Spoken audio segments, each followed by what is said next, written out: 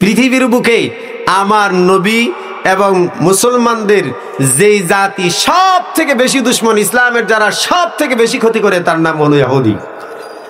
আল্লাহ তাআলা বলেন, লা আনতুম আশাদ্দু রাহবাতান ফি সুদুরিহিম মিনাল্লাহ।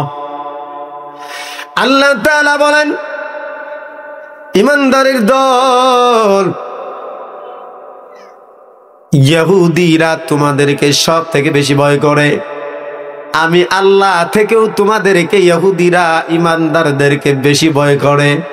আমি আল্লাহকে যতটা না ভয় করে ইহুদিরা, তার থেকেও তাদের কলিজার মধ্যে বেশি ভয় হলো মুসলমানের। যালিকা বিআন্নাহুম কওমুন লা ইয়াফকাহুন। আল্লাহ বলেন, এরা হলো নির্বুঝ জাতি। তারা নির্বুঝ জাতি, যারা ৯০,০০০ নবীদেরকে শহীদ করছে। যারা নবীদেরকে মারে তারা মুসলমানদের তো পরোয়াই করে না। কিছু নবী মারছে গলা কেটে, কত নবী শহীদ করে দিল গরম তৈলের কড়াইয়ের মধ্যে ফালায়া দিয়া। কত নবী পর্যন্ত কড়া দিয়ে চিরে শহীদ করে দিয়েছে।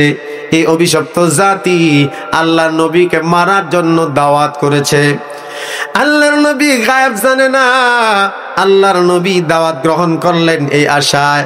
এদের সাথে আন্তরিকতা দেখালে, দাওয়াত গ্রহণ করলে যদি কিছু কথা তাদের নজরে আসে, কলিজায় যদি একটু মায়া মহব্বত পয়দা হয়, তাহলে হয়তো কালেমার ছায়াতলে আশ্রয় নিবে। এই আশায় পয়গম্বর মুহাম্মদুর রাসূলুল্লাহ সাল্লাল্লাহু আলাইহি ওয়াসাল্লাম দাওয়াত খাইতে যখন গেলেন, উপর থেকে ইহুদি একজন মানুষকে প্রাচীরের উপরে পাথর নিয়ে দাঁড় করায় রেখেছে। আল্লাহর নবী বসে আছেন প্রাচীরের পাশেই। এমন সময় জিবরিল আমিন আয়েশা ডাক দিয়ে বলে, পয়গম্বর আপনি কার আশায় বসে রয়েছেন? আপনাকে তো খাওয়ার জন্য দাওয়াত দেয় নাই, বরং আপনাকে শহীদ করার জন্য প্ল্যানিং করে তারা এখানে এনেছে। আল্লাহ রাসূলকে জিবরিল আমিন ডাক দিয়ে বলেন, পয়গম্বর একটু মাথার উপরের দিকে তাকায় দেখেন। রসুল মাথার উপরের দিকে তাকায় দেখে প্রাচীর উপরে বড় একটা পাথর নিয়ে একজন লোক দাঁড়ানো আছে। রসুলের মাথা বরাবর দাঁড়িয়ে আছে। একটু কাল বিলম্ব হলে আল্লাহ রসুলের মাথায় ওই পাথর ছেড়ে দিয়ে তো ইহুদি। জিবরিল আমিন বলেন, পয়গম্বর আপনি তো গায়েব জানেন না, আপনার মাথার উপরে এমন ভাবে পাথর নিয়ে দাঁড়ায় আছে। জিবরিল বলেন, ও রসুল চলেন, এদের দাওয়াত খাওয়ার প্রয়োজন নাই। আল্লাহ নবীকে মারার জন্য প্ল্যানিং প্রোগ্রাম করে এমন ভাবে দাওয়াত করেছে, ষড়যন্ত্র করেছে ইহুদি জাতির দল। আল্লাহ নবীকে খাবারে বিষ মিশায় খাওয়াইছে এই ইহুদির দল। আম্মা জান আয়েশা সিদ্দিকা প্রশ্ন করেন, পয়গম্বর আপনি মৃত্যু যন্ত্রণা সাকরায় মওত থেকে আপনার কষ্ট হয় নাকি? মাঝে মাঝে দেখি বেহুশ হয়ে যান। আল্লাহ রাসূল বলেন, আয়েশা রে, মরণের যন্ত্রণা সাকরায় মওত আমাকে ততটা কষ্ট দেয় না, কিন্তু ইহুদিরা খাবারের সাথে বিষ মিশায় আমার পেটে ঢুকিয়ে দিয়েছিল, সেটা মাঝে মাঝে এখন আমার পেটে বড় যন্ত্রণা হয়।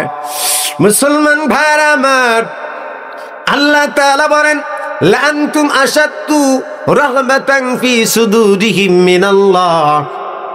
তোমাদের ভয় তাদের কলিজায় আমার থেকেও বেশি। এজন্য মুসলমানের বাচ্চাদেরকে পর্যন্ত ইহুদি জাতিরা ছাড়ে না। 2 থেকে 3 বছরের বাচ্চাদেরকে পর্যন্ত বোমা মেরে উড়ায় দেয়। গতকালকেও ভিডিও দেখলাম, একটা এসিডের কেমিক্যালের একটা ট্রাঙ্কের মধ্যে জিন্দা ফিলিস্তিনি যুবকদেরকে ক্যারেনের মাধ্যমে ফালায় দেয়, আর সাথে সাথে অল্প কয়েক সেকেন্ডের ভিতর কঙ্কাল হয়ে বের হয়ে আসে। মসজিদে আকসা মুসলমানদের প্রথম কিবলা, আমাদের প্রথম কিবলা। মুহাম্মদুর রাসূলুল্লাহ সাল্লাল্লাহু আলাইহি ওয়াসাল্লাম মেরাজের রজনীতে 100 লক্ষ পয়গম্বর নিয়ে যেখানে 2 রাকাত নামাজ পড়িয়েছেন, ইমামতি করেছেন, এমন মসজিদে আকসাটাও তারা দখল করে নিয়েছে। ভাইরা আমার, এই যে একটা জুলুম নির্যাতন, আজকে এরা এতটুকু দুঃসাহস পাইতো না, শুধুমাত্র মুসলিম শাসকদের এরকম নীরব থাকার কারণে ওদের কলিজায় সাহস বেড়ে গেছে। কথা কোন ঠিক না? আসসালামু আলাইকুম ওয়া রাহমাতুল্লাহি ওয়া বারাকাতুহু। আলহামদুলিল্লাহ الحمد لله الذي نزل الفرقان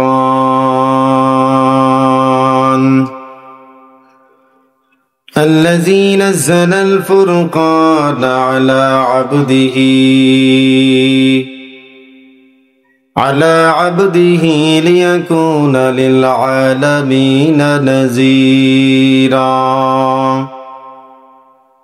وخلق كل شيء فقدره تقديرا ونشهد أن لا إله إلا الله وحده لا شريك له ونشهد أن سيدنا وسندنا ونبينا وشفيعنا وحبيبنا ومولانا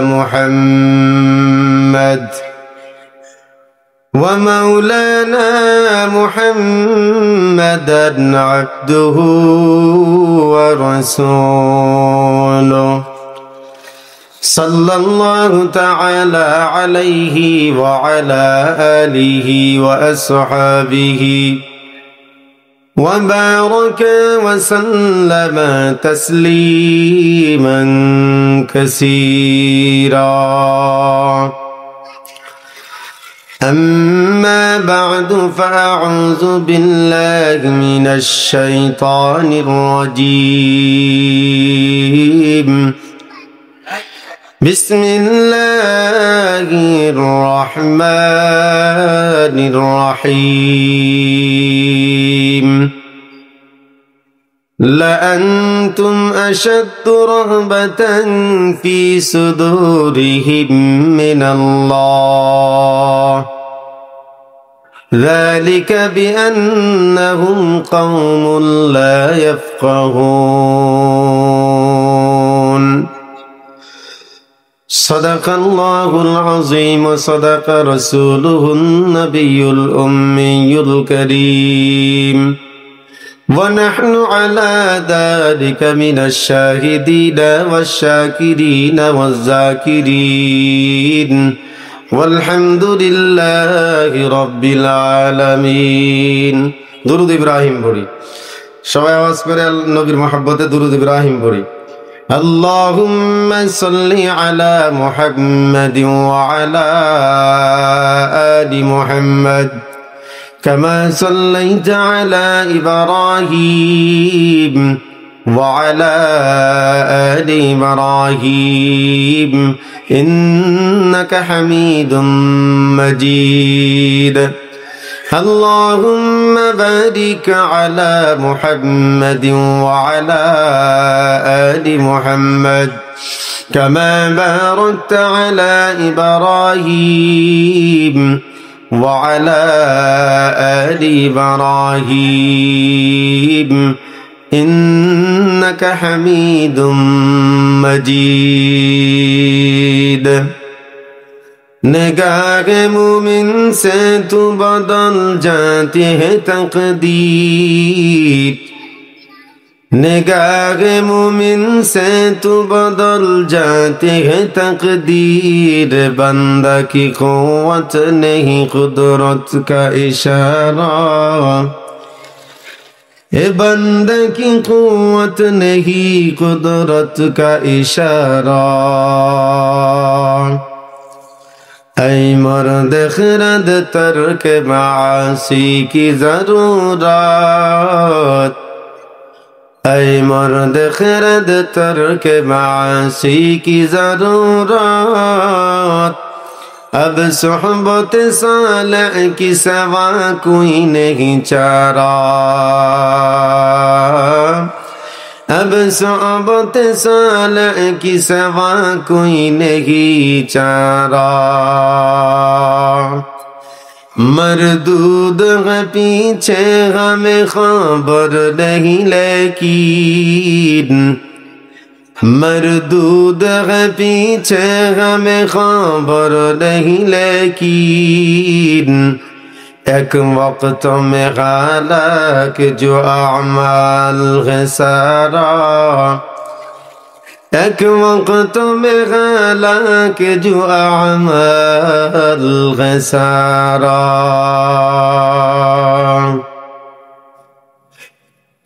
জামিয়া সুবহানিয়া মাদ্রাসা নয়নপুর কর্তৃক আয়োজিত সবক ও মাদ্রাসার শুভ উদ্বোধন উপলক্ষে ওয়াজ ও দোয়া মাহফিলের মোহতারাম সভাপতি পীরে কামেল প্রবীণ ওয়াইজ হযরত মাওলানা কারি আব্দুস সুবহান সাহেব,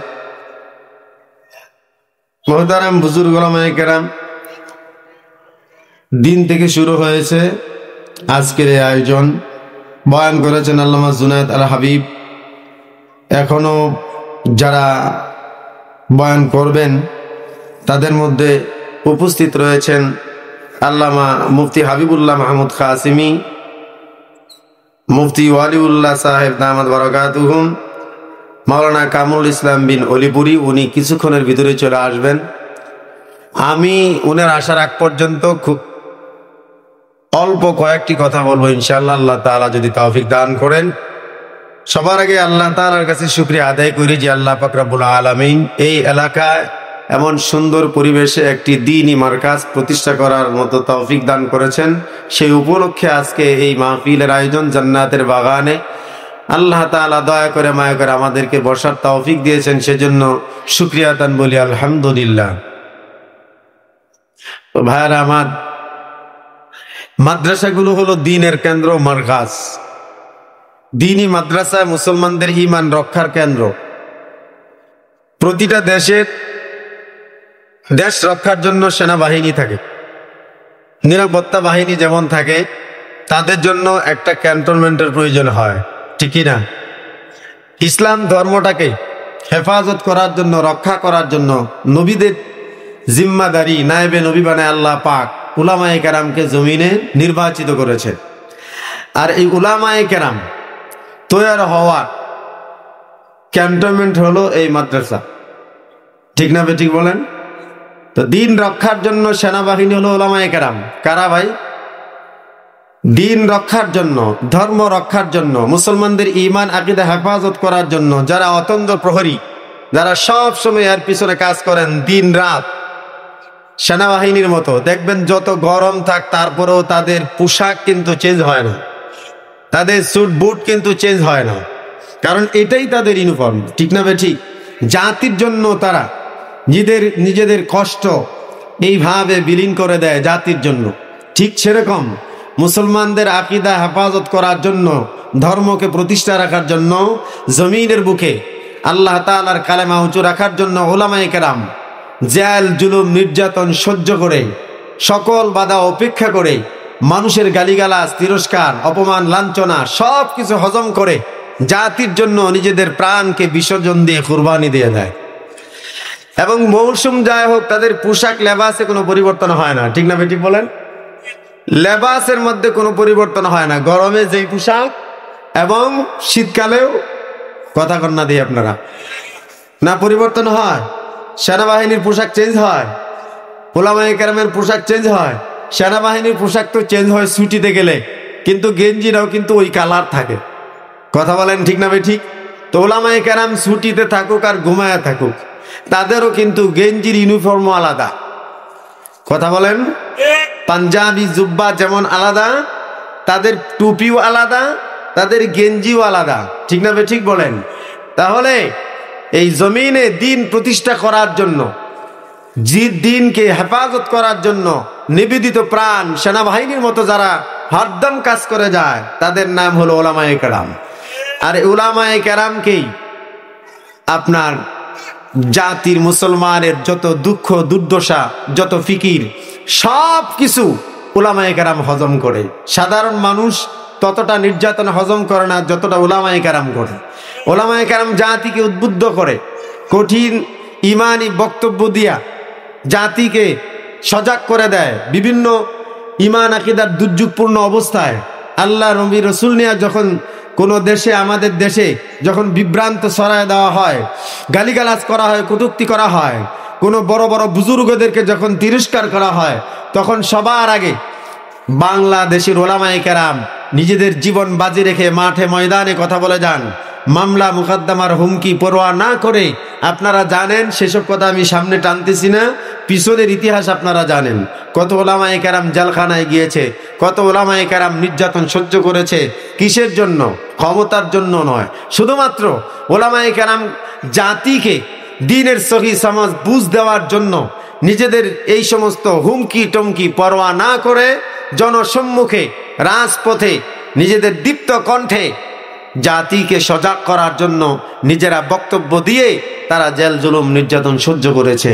নিজের পরিবারের জন্য নয়, নিজেদের অর্থ কামানোর জন্য নয়, কোন দলের দালালি করার জন্য নয়। ঠিক না ঠিক বলেন? এই ধরনের হকপন্থী উলামায়ে কেরাম তৈয়ার করার যে মার্কাজ, কেন্দ্র, ফ্যাক্টরি, তার নাম হলো মাদ্রাসা। কথা বলেন ঠিক না ঠিক? আজকে পৃথিবীর বুকে সব থেকে লাঞ্ছিত আর নির্যাতনের শিকার হয়েছে আমাদের ফিলিস্তিনি ভাই বোনেরা। কথা বলেন। এই ফিলিস্তিনি ভাই বোনদের প্রতিবাদ করার জন্য, তাদের পক্ষে স্লোগান তোলার জন্য, তাদের পক্ষে কাজ করার জন্য, তাদের পক্ষে জেহাদ করার জন্য যে ইমানি জজবা প্রয়োজন, সেটার জন্য কাজ করে যায় উলামায়ে কেরাম। আপনারা জানেন পৃথিবীর বুকে বর্তমানে একটা দেশ যেটা খেলাফতের মতো চলতেছে, আফগানিস্তান। কথা কয় না? কোথায়? আফগানিস্তান। এই আফগানিস্তান যারা পরিচালনা করতেছে, রাষ্ট্র পরিচালনার কার্যে যারা নিয়োজিত, তারা উলামায়ে কেরাম এবং মাদ্রাসার ছাত্র। এই আফগানিস্তানকে রাশিয়া শোষণ করেছে, আমেরিকা শোষণ করেছে। লাদেন, ওসামা বিন লাদেনের দোহাই দিয়ে এরা সেখানে বোমা মেরে, এমনও হয়েছে আপনারা হয়তো জানেন, মসজিদের মধ্যে হাফেজ ছাত্রদের মাথায় পাগড়ি দেওয়ার দিন বোমা মেরে মসজিদেই 70 জন হাফেজকে শহীদ করে দেওয়া হয়েছিল, আপনাদের মনে থাকার কথা। তো সেই জায়গায় ইমানি জজবা নিয়ে মাদ্রাসার ছাত্র আর ওলামায়ে কেরাম মিলে যখন আমেরিকার বিরুদ্ধে দাঁড়িয়েছে, এই প্রথম পৃথিবীর ইতিহাসে আমেরিকা বিশ্ব মোড়লরা যাদের কাছে হার মানছে, তাদের নাম হলো আফগানিস্তান ওলামায়ে কেরাম। শেষ পর্যন্ত ওরা প্লেনের পাখায় করে, ওদের দালাল যারা, ওরা পাখায় করে, প্লেনের চাকায় করে ভেগে গিয়েছে। ঠিক না ঠিক বলেন?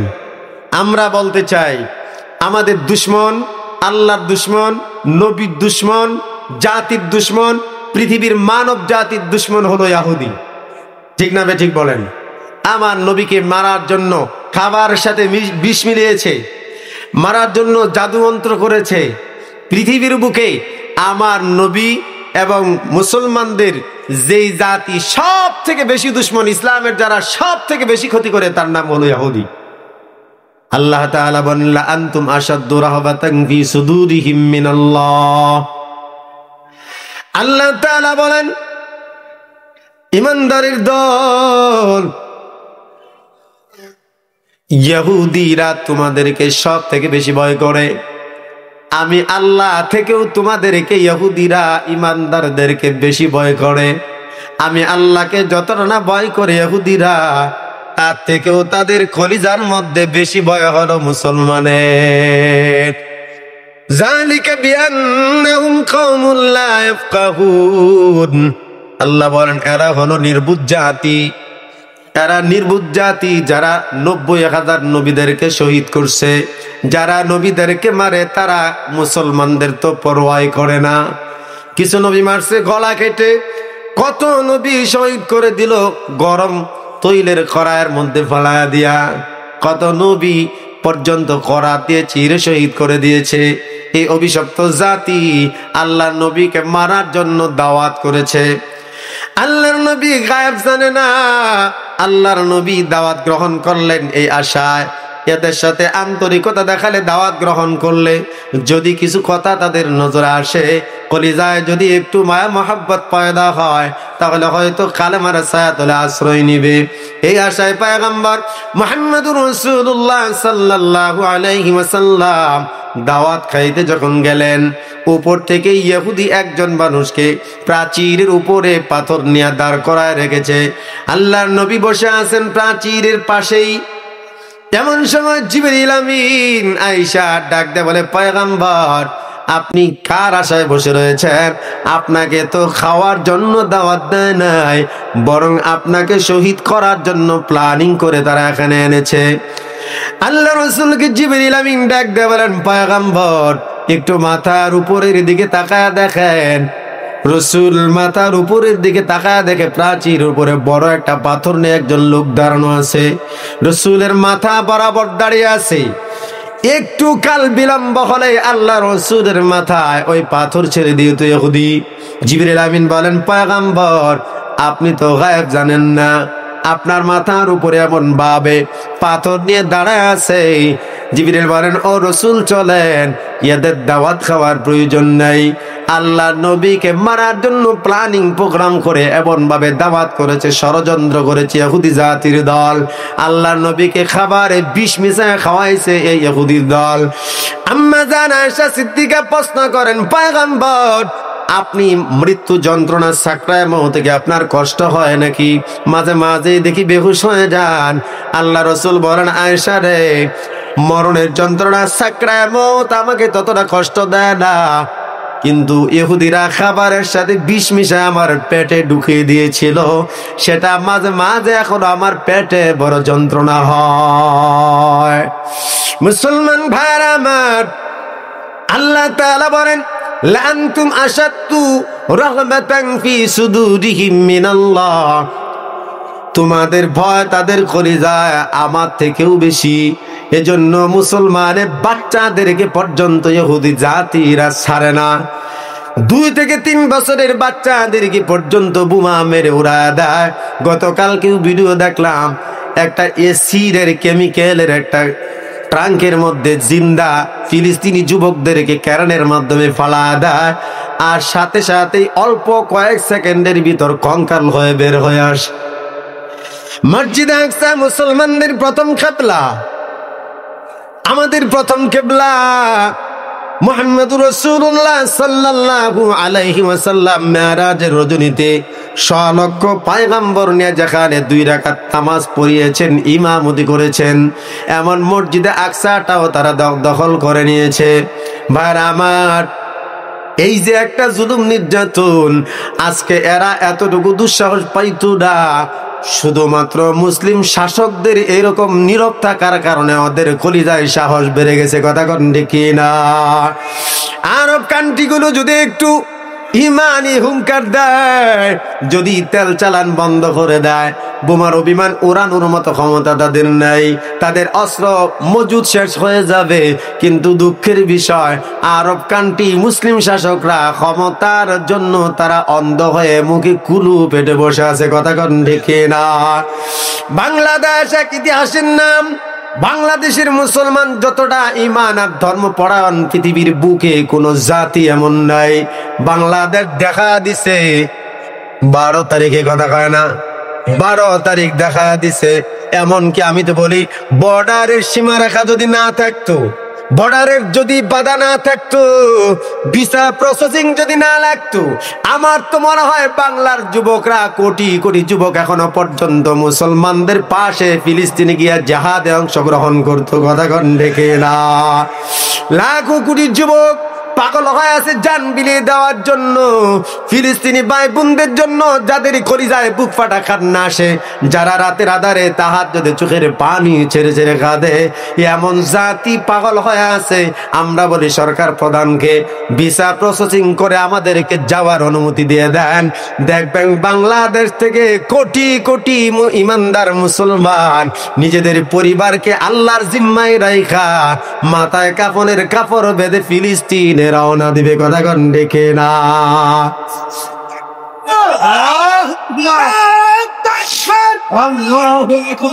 ফিলিস্তিন ফিলিস্তিন জিন্দাবাদ জিন্দাবাদ, ইসরাইল ইসরাইল নিবাজাত আজাদ, নারায়ে তাকবীর।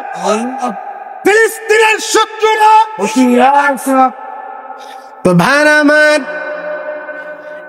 ইমানি জজবা প্রয়োজন জিহাদ করার জন্য, অন্যায়ের প্রতিবাদ করার জন্য ইমানি জজবা প্রয়োজন। এখনো বাংলার জমিনে অনেক মুসলমান আছে, দেখবেন ফিলিস্তিনের ভিডিও দেখলে এরা যায় স্কিপ করে চলে যায়। ফিলিস্তিনে কেমন নির্যাতন হয় এমন অনেক মুসলমান কিন্তু এখনো পর্যন্ত খবর রাখে না। মোবাইল যাও চালায় তারা দেখবেন ইউটিউবে মুভি দেখা, নাটক দেখা সময় কাটা দেয়। কথা কন ঠিক না ঠিক?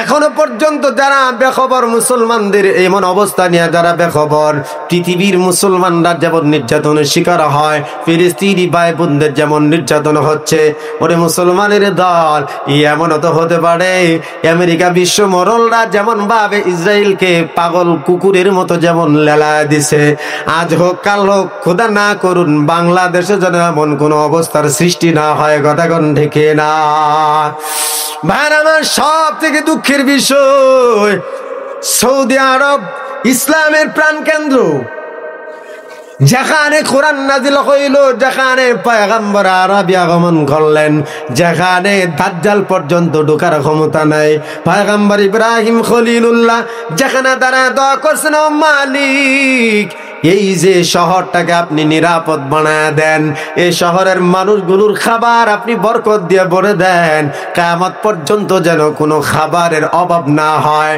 সেজন্য আজকে সৌদিয়ানরা বিলাসীপূর্ণ জীবন যাপন করে, মুসলমানদের কষ্ট বুঝে না। কথা কন ঠিক না ঠিক? আজকে তারা যদি একটু হুঙ্কার দেয়, যদি তেল চালান বন্ধ করে দেয়, তাহলে আমেরিকার কুত্তারা, ইসরায়েলের কুকুররা পর্যন্ত পায়ের কাছে আইসা সারেন্ডার করতে বাধ্য হবে। কথা কন ঠিক না? কারণ তেল ছাড়া বিমান চলে, বোমারু বিমান চলবে না, জঙ্গি বিমান চলবে না, ট্যাঙ্ক চলবে না, কামান চলবে না। কথা কোন ঠিক না ঠিক? আজকে যদি সৌদি আরব কান্ট্রিরা যদি তেল চালান বন্ধ করে দেয়, মুসলমানের সাথে যদি তারা সমর্থন দেয়া যদি বন্ধ করে দেয়, আমি বলি আল্লাহর কসম 1 সপ্তাহ 15 দিন লাগবে না, আমেরিকা এই মধ্যপ্রাচ্যের কুকুররা মুসলমানের কাছে সারেন্ডার হবে। আল্লাহ বলেন লা তাজিদান্না শাদ্দান-নাসি আদাওয়াতাল লিল্লাযীনা আমানুল ইয়াহুদা ওয়াল্লাযীনা আশরাকু। আল্লাহ বলেন, ও পয়গম্বর আপনি দেখবেন আপনার সব থেকে বড় দুশমন যে তার নাম হলো ইহুদি।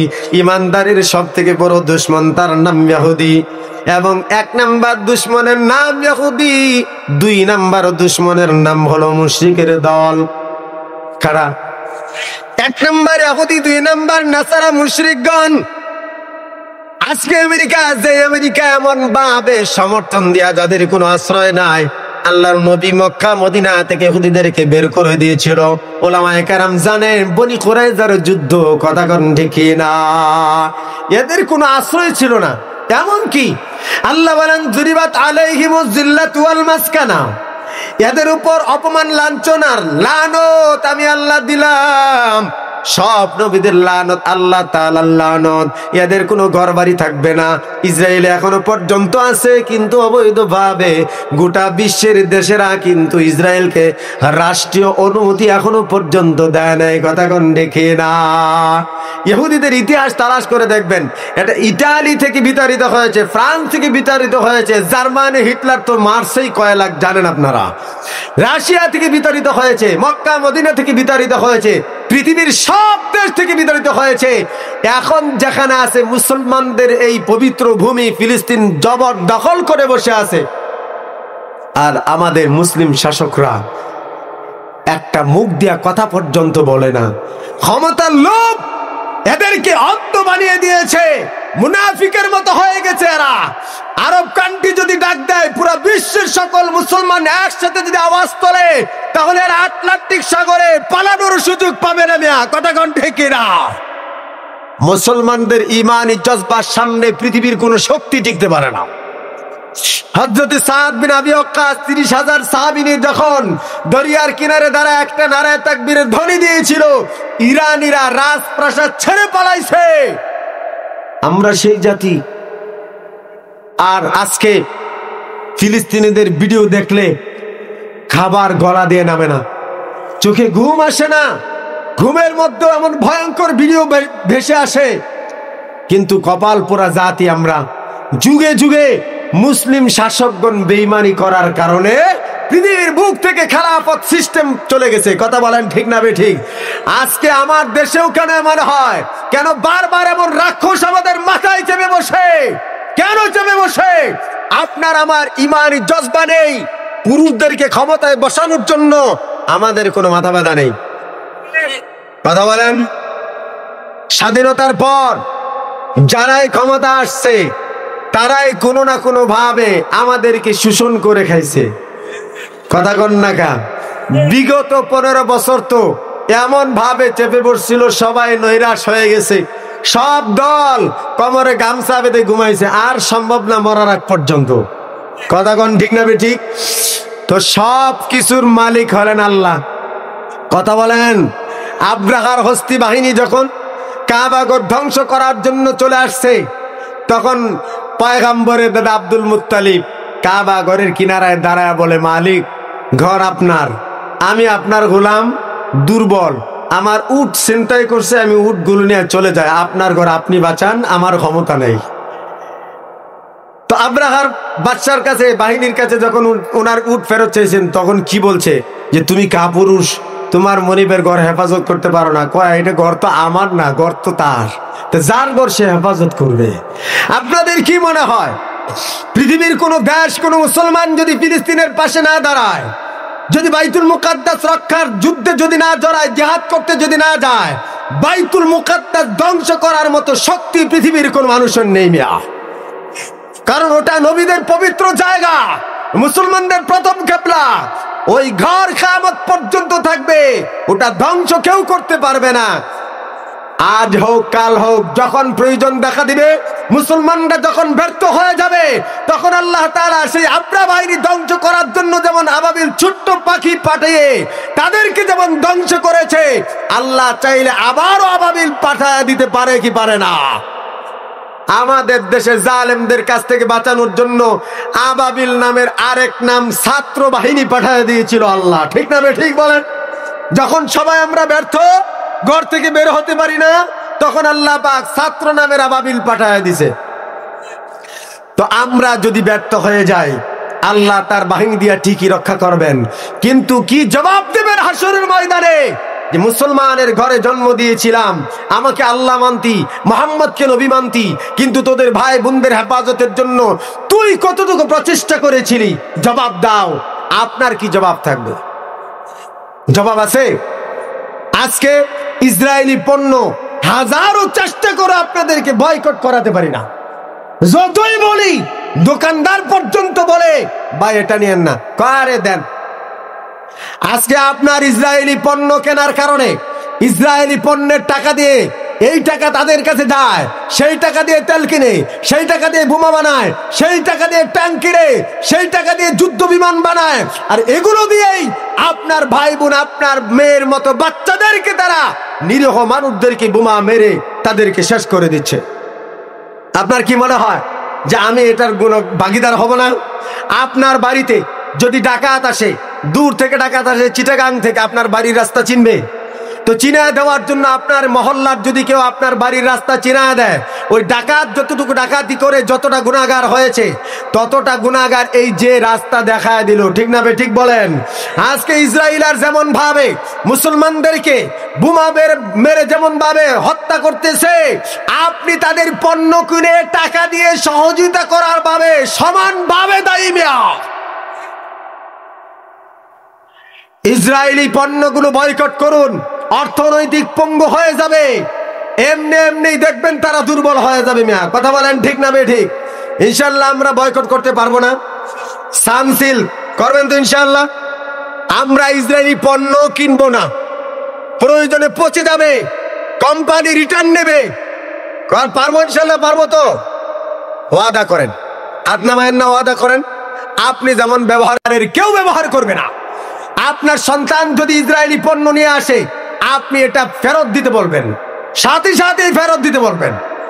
আর হাত নামায় দেন ব্যবসায়ী ভাই যারা আছেন, যারা ব্যবসা করেন, আল্লাহর ওয়াস্তে পায়ে হাত দিয়ে বলছি, আপনারা এই পণ্যগুলো বিক্রি করা বন্ধ করুন, কোম্পানিকে রিটার্ন দেন।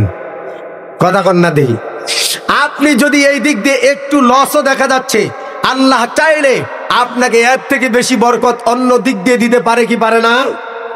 সুতরাং মুসলমানদেরকে সহযোগিতা করার জন্য, মুসলমানরা ফিলিস্তিনি ভাই বোনেরা আমাদের ভাই বোন, আল্লাহ রসুল বলেছেন আল মুমিনু কারাজুলিন ওয়াহিদ, পৃথিবীর সকল মুসলমান একজন মানুষের বডির মতো। ইনিস্তাকা আইনুহু ইস্তাকা কুল্লুহু, তার চোখ যদি ব্যথা হয় আপনার পুরা বডিতে যন্ত্রণা হয়। আপনার চোখে ব্যথা হলে পুরা বডি যন্ত্রণা হয় না? আপনার মাথা ব্যথা হলে আপনার শরীর দুর্বল হয় না? রসুল বলেছেন পুরা গোটা বিশ্বের মধ্যে একটা মুসলমান যদি কোথাও নির্যাতনের শিকার হয়, তাহলে তোমার বডিতে আঘাত প্রাপ্ত হলে যতটা না তোমার ব্যথা হতো, ঠিক ওই মুসলমানের দুঃখে তোমার ততটা দুঃখী যদি হইতে না পারো, তাহলে তুমি পরিপূর্ণ মুমিন হতে পারো না। সুতরাং আপনার দোকানের ইসরায়েলি পণ্য আপনি রিটার্ন দেন, কারো কাছে বিক্রি করবেন না। দেশীয় পণ্য ব্যবহার করুন। দেশি পণ্য আছে না? দেশি পণ্য, আপনার শ্যাম্পুর দেশি শ্যাম্পু আছে না? দেশি ঠান্ডা আছে না? দেশি পানি আছে না? কথা কয় না দেখি। দেশি সাবান আছে না? আপনার সামান্য বিলাসিতার কারণে দেশ অর্থনৈতিকভাবে দুর্বল হচ্ছে, আর অর্থনৈতিকভাবে এই বিধর্মী কুত্তারা স্বাবলম্বী হচ্ছে। সেই টাকা দিয়ে তারা বিশ্বের মধ্যে মরলগিরি করে আমাদের উপর তারা নির্যাতনের স্টিম রুলার চালাচ্ছে। সুতরাং প্রকারান্তরে ওই ফিলিস্তিনের হত্যার জন্য আপনিও এক প্রকার দায়ী। কথা বলেন। অভিযোগ করে দোকানদার বাইরা কয় হুজুর না করি, বলি যেটা নিয়েন না, পারে দেন। কেন রে ভাই? আপনি ডাব শ্যাম্পু ব্যবহার না করলে, দেশি শ্যাম্পু ব্যবহার করলে আপনার চুল কি নষ্ট হয়ে যাবে? আপনার বাপ দাদারে জিজ্ঞেস করেন তো কয়দিন মাসে শ্যাম্পু ব্যবহার করেছে? কথা বলেন। আপনি ডাব সাবান ব্যবহার করার জন্য পাগল, আপনার দাদা তো সাবানই পায় নাই মিয়া। কথা বলেন ঠিক কিনা? আপনার এত বিলাসিতা, আপনার মাথায় কি যিনি বলে কন্ডিশনার লাগে, ঠিক না? ঠিক বলেন। আপনার পরিবারের সন্তানের জন্য জনসন বেবি লোশন লাগে। কি লাগে? Johnson baby lotion. আরে তোমার বাপ দাদারা তো তৈল পায় নাই বেটা, গায়ে লাগাইতো বেড়া, ঠিক না? ঠিক বলো। তোমার এই বিলাসিতার কারণে, তোমার এই উচ্চাকাঙ্ক্ষার কারণে মুসলমানরা জায়গায় জায়গায় বিভিন্ন ভাবে হত্যার শিকার হচ্ছে। আগে হয়েছে ইরাকে, তারপর আফগানিস্তানে, তারপর হয়েছে এখন ফিলিস্তিনে, হয়েছে সোমালিয়ায়, বস্তিয়ায়, জায়গায় জায়গায়। আর তোমাদের টাকা দিয়ে তারা আমাদের উপর জুলুম করছে, ঠিক না? ঠিক বলেন। তো ভাইরা, পরিবারকে কন্ট্রোল করেন। আপনার এই উচ্চ বিলাসিতা একটু কমায় দেন। সাহাবায়ে কেরামকে রাসূল আরবি যখন জিহাদের জন্য উদ্বুদ্ধ করেছেন, দাওয়াত দিয়েছেন, বলেছেন সহযোগিতা করো, যার যা আছে নিয়ে আসো। ঘর থেকে নিজেদের সব মাল নিয়ে আসছে। আমরা তো মাল দিতে হয়ে নাই, আমরা একটু ত্যাগ করবো সেটুকু পারি না? কথা বলেন ভাই, পারি কি পারি না? এজন্য আমি বারবার বলছি, বাটা জুতা, ডাব, শ্যাম্পু, সাবান, সানসিল্ক, ইউনিলিভারের পণ্য, লাইফ বয়, কোকা কোলা, স্প্রাইট, তারপরে 7 আপ, এই ধরনের অনেক মাল যেগুলো ইসরায়েলি এখন জানা হয়ে গেছে আমাদের, ঠিক না? ঠিক বলেন। সব শাখা। সুতরাং দেশীয় পণ্যের বিকল্প আছে, এবং আমার জানা মতে দেশিটা আরো মান ভালো। কথা কয় না? আপনি যে ডাব সাবান ব্যবহার করেন, এটার মধ্যে শুয়ারের কিছু মেশায় নাই, গ্যারান্টি কি? কথা বলেন। আপনারা জানেন এই আমেরিকার কুকুররা মানুষ জবাই করে পর্যন্ত, মানুষের ফার্ম দিয়া ওই মানুষ সেখানে বন্দি করে এদেরকে জবাই করে সেই গোশত দেয়া বার্গার বানায়া তারা মধ্যপ্রাচ্যে বিক্রি করে, জানেন আপনারা? আর আছেন শুধু আমি চলতে পারতেছি আলহামদুলিল্লাহ। বিষয়টা এমন। ভাইরা আমার বয়ান শেষ মুহূর্তে চলে আসছি। হুজুর চলে আসছে? ও আচ্ছা, হুজুর আসার আগ পর্যন্ত আসি। কষ্ট হচ্ছে আপনাদের? ভাইরা আমার, এক সাহাবী বদরের যুদ্ধে, জিহাদ কত বড় একটা ইবাদত। আল্লাহ রসুল বলেন আল জান্নাতু তাহতা জিলালি সুয়ুব।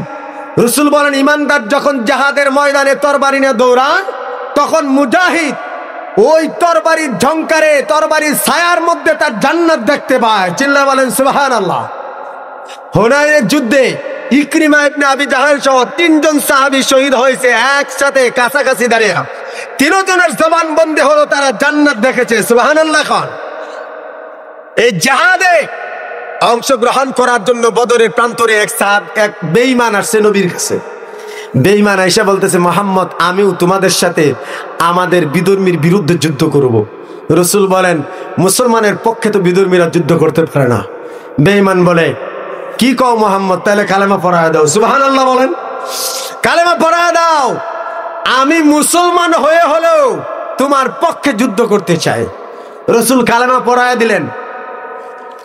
এই লোক জাহাদে যাইতেছে, প্রশ্ন করলো পয়গাম্বর, আমি যদি এখন মারা যাই তাহলে আমার ঠিকানা কি? রসুল বলেন, ডাইরেক্ট জান্নাত। সুবহানাল্লাহ জোরে বলেন। এখন আমার প্রশ্নের জবাব দেন, ও কি নামাজ পড়ছে, কোরআন জানে, ইসলাম বুঝে, ধর্ম কি জানে, যাকাত বিধান জানে, রোজা জানে, ধর্ম ইসলাম ধর্ম সম্পর্কে তার কোনো জ্ঞান নাই। এরপরেও এই লোকটা কালেমা পড়ার পর নগদ দিয়ে যখন জাহাদের ময়দানে শাহাদাত বরণ করছে, রসুল আরবি বলেন, মুহাম্মদুর রাসূলুল্লাহ বলেন, এত অল্প সময়ে আল্লাহর কাছ থেকে এত অল্প সময়ে জান্নাতের বেচাকেনা এর আগে কেউ করতে পারে না। আল্লাহু আকবার। এই হলো ইসলাম। ভাইরা আমার, আজকে আপনার মুখ দিয়ে তাদের পক্ষে কথা আসে না। আজকে আপনার জবান দিয়ে কি বলবো? এই বাংলার জমিনেও তো এমন লোক ছিল যাদের সামনে জিহাদ শব্দটাই উচ্চারণ করা যায় নাই।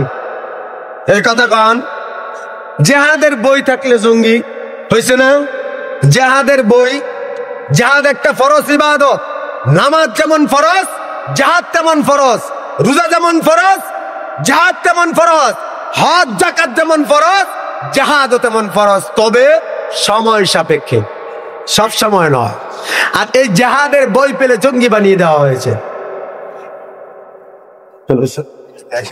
আলহামদুলিল্লাহ, আমাদের সকলে পরিচিত আল্লামা নুরুল ইসলাম অলিপুরি সাহেবজাদা, প্রখ্যাত আলেম দ্বীন মাওলানা কামরুল ইসলাম বিন অলিপুরি সাহেব চলে আসছেন। উনি